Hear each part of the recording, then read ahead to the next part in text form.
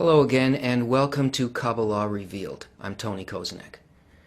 You've heard us speak several times about the ladder of ascent from our current perceptions, limited perceptions of reality, to all the way up the 125 levels until a person reaches equivalence of form with the Creator. We can't explain each and every one of these steps, but it's important to know in general where a person is aimed at, where we are supposed to go, what the attainment really consists of. And Bala Salam, in his introduction to the study of the 10 spheres, the 10 Sephirot, covered a lot of very important fundamental information. One of the things that he talks about is the states that a man can be certain that he will go through in the attainment of this higher perception. He breaks it down into 5 states. And within these 5 states there are many levels, and this accounts for the 125 that's spoken of in the ladder. Let's take a look at what a person can expect to experience. And by doing that, we will also be able to see something about a very important component in the study of Kabbalah, that is, why Kabbalists study in a group, where that exists on the path, why it's there, and how it helps us attain the states that are outlined here. So here they are laid out on a graph. Here are the states that we go through on our path back to the source of our soul. In the physical world, we find that there are 2 major states: double concealment, and then when we pass through that, single concealment. At the end of that state, there is the barrier between the physical and the spiritual world, and the first state that we enter in the spiritual world is a state of correction. Now, I'm going to explain these to you. After we go through that, we find that there is the first revelation, a high level of contact with the Creator's nature, and then finally, second revelation, the conclusion of the path and the reaching of equivalence of form with the Creator. Let's take a look at what double concealment consists of. Bala Salam describes it this way. Double concealment is concealment inside concealment. In this state, the person doesn't even feel the opposite side of the Creator, cannot perceive anything as coming from him. He feels that the Creator has abandoned him, disregards him completely. He attributes suffering to destiny and blind nature. Being confused by the Creator's attitude towards him, the man loses faith. Now, we're not speaking about somebody who is not on the path here. This is not the state of the world in general or of the masses for whom the reality of the Creator does not exist in them as anything really tangible or anything that motivates them. This is about a person who is in a kind of an unconscious state in regards to this desire, but still finds that his life and its direction is becoming organized by a desire to really understand why things happen to him the way that he does. So that a person feels that there is a Creator, but that he's abandoned, that's already a relationship, and it's already the beginning of a desire. That's why we call it the beginning of a path. And it says that he loses faith. So Bala Salam describes what the visceral sort of experience is for the person. When the person prays about his misfortunes and he performs good deeds, he receives no response. That is, he's trying to have a relationship with the Creator, but it's based on his confused understanding. He makes a movement towards the Creator. After he stops praying, he suddenly receives an answer. So in his first action, according to his understanding, nothing. Creator's not there. Abandoned me. When he stops, he begins to feel comfortable in his will to receive. He receives an answer. In other words, the suffering that he had is kind of mitigated by the fact that he's stuffing himself with self-satisfaction. He says, then as the person begins to believe in divine providence and corrects his actions, he's ruthlessly thrown back. So as he progresses on the path, the response from above that a person feels is a complete rejection. That is, a loss of faith. And this is a force happening towards the person who wants to be on the path. But this is the way that it's felt by the person. And he stops believing, and he commits evil deeds. And luck comes his way, and he feels peace, and money is gained by crooked ways. In other words, when he engages in his doubt, he looks around and he sees, yes, the physical world and my own kind of well-being this is the way to go. This is where my satisfaction lies. And it seems to him that the people who aspire to the Creator are poor, sick, despised, uncivilized, stupid hypocrites. Why? Because in his plea, in his sensation, they're nuts. His experience has just told them there really isn't anything there. That's not reality. Those are dreams. Let's get real. And that those who do not seek the Creator seem to be prosperous, healthy, calm, clever, kind, amiable, and self-assured. Right? He sees that the people who don't pursue this path that he was pursuing have a good life. He perceives them as happy.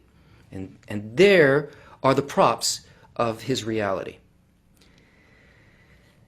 So this first level is called double concealment because there are multiple aspects of hiddenness of the Creator from the person, both whether or not the actions that are occurring in the person's life, the desire to meet with the Creator, and the fact that they're thrown back and cannot sense the Creator, whether the Creator is the author of that, because this person becomes confused and believes that the source of those problems are the people around him, himself, society, all of that stuff. And he also doesn't understand why that's happening. So the Creator is hidden to him within his sensation by two screens, in a sense, by two veils. And this is a period in which a person reincarnates. That is, everything that happens on the physical level, and all their development is an unconscious development, even though they're trying to get on the path. When a person moves through this and finally goes through these stages to a point where they begin to perceive something else, that is, the upper force draws them through this process, and through unconscious evolution and physical incarnations into an incarnation where they will now begin to work with a method that will allow them to actually enter spirituality and remove one of the veils. And Baal Salam describes this state, which is called single concealment, this way. The Creator is concealed. He manifests not as absolutely kind, but as one who brings suffering. In other words, the person is certain that the Creator is the author of everything that occurs in life. But the only thing that he can feel from the Creator in regards to his path is that he brings him a lack and what he calls suffering. So he doesn't understand the Creator's intention, though the reality of the Creator's sovereignty is clear to the person. The person seems to see the opposite side of the Creator since he only receives suffering from him. He nevertheless believes that everything that comes to him comes for a reason, and that the Creator treats him this way to punish him for his evil actions or to lead him to goodness. Thus he strengthens his faith in the Creator's supervision. So he doesn't know, is this coming to advance me, or is this coming to punish me because of my inadequacies, my sins, and this idea? This is where the confusion lies. He doesn't understand the attitude of the Creator in the things that occur. And the visceral description, how the person's reality is set up, is that this person is sick, he's poor, and he's despised by people, he's anxious, and nothing seems to be right in his life. He now sees that his situation is not as good as the people around him, that is, as he perceived people in double concealment. That he finds himself constantly lacking something, he doesn't relate to people in the same way. Nothing is working right because his primary desire to connect with the Creator is very confused. Now here, this is what you find when people have run out of satisfying the first 5 desires. which is what happens unconsciously in double concealment, that's when the point in the heart appears. And that's also the time when a person discovers Kabbalah. That is, they discover that there is a method of having a direct connection with the Creator and understanding Him. And so they become exposed to, it seems maybe just by happenstance, they turn on the television and they watch a program about Kabbalah and their point in the heart starts to pulse. Right? Or they go to a lecture, or they pick up a book in a bookstore and they begin to get this information that this is actually possible, and they begin learning a method. Now this is called a period of preparation, because during this time a person makes the kinds of inner changes that are conscious. They start developing using both the map of reality, that is the books, and the correct method which comes from having a teacher who is in spirituality, a Kabbalist already in the spiritual world, who can give guidance to the person, say, no, a little bit to the left, a little to the right, this is the way to go, this is how to use the books. There is also another component, very, very important component, that a person must have in order to really make the method work. But I'll tell you about that later once you see what is in the rest of this map, because you'll see why this must be. So, when a person actually completes this method of preparation and penetrates the barrier into the spiritual world, he enters a state called a state of corrections. This is when the person loses the confusion as to whether he has a direct sensation of the Creator or not, and begins to work in the correction of desires. That is, the 613, 620 desires, mitzvot, become corrected through a sensation of direct connection to the Creator, where a person begins to feel the results of their own attitude and the difference of their attitude towards the Creator in a reciprocal mode, and corrects desires 613, 620 until they come into alignment with the desire or the intention that the Creator has towards them. So here there is not that kind of not knowing and veiledness that exists in first and second concealment. Here in the double and single concealment, we have what we experience as free will. Right? It's free only in that we're confused and we act as though there was nothing there. Here, past the barrier, is where the real work in Kabbalah begins, after the preparation period of working directly with the sensation of the Creator in a relationship. So once the person has crossed the barrier and begins to work with the correction of desires, what he's really doing is he has finished the preparation and is beginning to work with the books in the correct way. That is, in a revealed way. And actually, this phase includes both the correction phase and the first revelation of the Creator, in which the providence of the Creator is revealed to the man himself. And Baal Salam describes this transition. Although in concealment, the person's faith in the Creator's rule over the world grows stronger. This leads him to the books, which he receives the light of correction from, and an understanding of how to strengthen his faith in the Creator's rule. And when his effort to believe in the Creator's providence reaches sufficient measure, allowing the light of correction to influence him, he becomes ready for the Creator's rule over him in the state of revelation. The Creator reveals himself to all of his created beings as the good and kind one in accordance with their desires. In other words, the person begins to feel not what he felt as free will through his ego, but as a result of his desire to connect with the Creator, he feels one and the same thing as the intentions of the Creator. It is revealed to him, so that gap, which we call free will, is removed and experienced as a fulfillment, not as a challenge. And he describes it this way, what is viscerally in that. The person feels the Creator's goodness, peace, constant satisfaction, earns enough money without effort, knows no doubt or ailments. He's respected and successful. When he wishes for something, he prays, and it is immediately received from the Creator. The more good deeds he performs, the more successful he becomes, and vice versa. The less good he does, the less successful he becomes.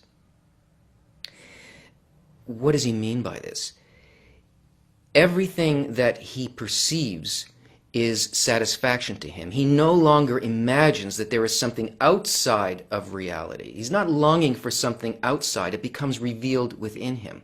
And the person sees the providence of the Creator towards him, understands it both that he's the author of it, but also why everything occurred. What happens here is that a person is functioning above time and space, so that everything that has happened before this point becomes changed. He sees not only the future, as we like to think about people who can see beyond time and space. His corrections don't only move ahead into the future, but all of his past becomes corrected as well. That is, he understands everything that occurred in the unconscious level in double concealment, and even before that, the things that befell him, so to speak. All of those events that he felt as empty or bad, where he was mistreated by the Creator or by people, all of this disappears from him, and he understands precisely why this occurred towards him. And he can feel this in a direct relationship. When he's completed that, there is another stage, an even more refined and sublime stage, of the second revelation of the Creator. That is, not only does he feel the Creator's providence over him, he feels it towards all creatures. He has exactly the same attitude, sees precisely what the Creator sees, wants what the Creator wants, feels what the Creator feels, and can see how this affects the totality of reality. And this is expressed as to love your friend as yourself.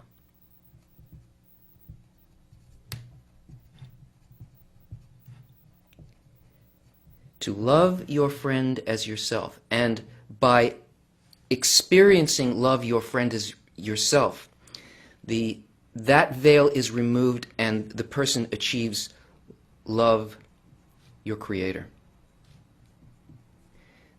Now, this is very important because this is the goal. And by seeing this, we can understand what a person needs here in the preparatory stage.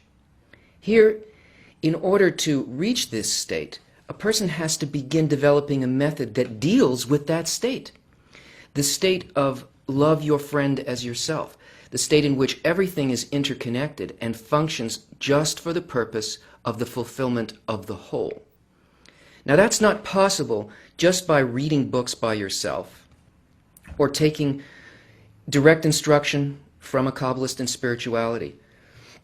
This is where a person makes the transition and creates a point of true free will by creating their environment. They need a group. They need to build an environment that will allow them to simulate this final state and to understand that the books and the teacher and the events of life need to be measured inside of what we call a game or a simulation. Kabbalists study together within a group with very, very defined goals. This is the goal: the adhesion with the Creator and love your friend as yourself. But if a person tries to achieve this kind of relationship with the Creator and all of life without having the correct environment, it's a completely moving target. Our egoism will always play tricks on us because in relation to the Creator, how do we know really where we are with the Creator? How do we know what His responses are like to us when we're in this stage of concealment? If we want to go out of concealment, His real attitude towards us must be revealed. And so Kabbalists study together and work together in a group so that they can learn the control systems of what it is that they want to reach. It's just like when you train a pilot. You stick a pilot into a simulator. What's really in the simulator? It's a box. There's a screen that sort of that gives you pictures and represents every possible thing that could occur when you're flying a plane.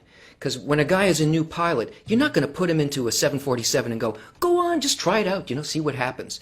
No, you're going to put him into a situation where specific events are going to happen, where he's going to learn what the controls are, how to think, how to respond.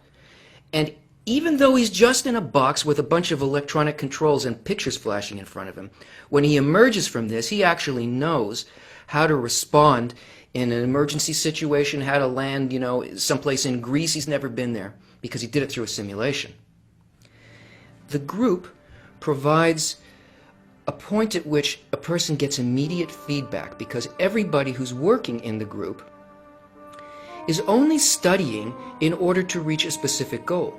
The worst thing that can happen to a person is that they get these things in their hands and then they don't understand what the actual goal is. Without being able to test yourself against something that really shows you where you are in relation to your love of your friend and in relation to the goal itself, that doesn't let you be distracted by other things, that is a perfect environment for the development of this one desire. The problem is that when a person comes to the work, they come with a very small desire for spirituality. They have a lot of physical desires and a small desire for the Creator. But when you group together a group of people whose desire is for the Creator, then that inspiration fills a person. They don't go out with only their own desire. They go out with the desires of all of them. And love your friend as yourself has great implications for both consciousness and its effect on the world. One reaches love of the Creator through the love of people, because we are one soul. So entering spirituality cannot be done as an individual, because the awareness of our interconnectedness is the entry to the spiritual world.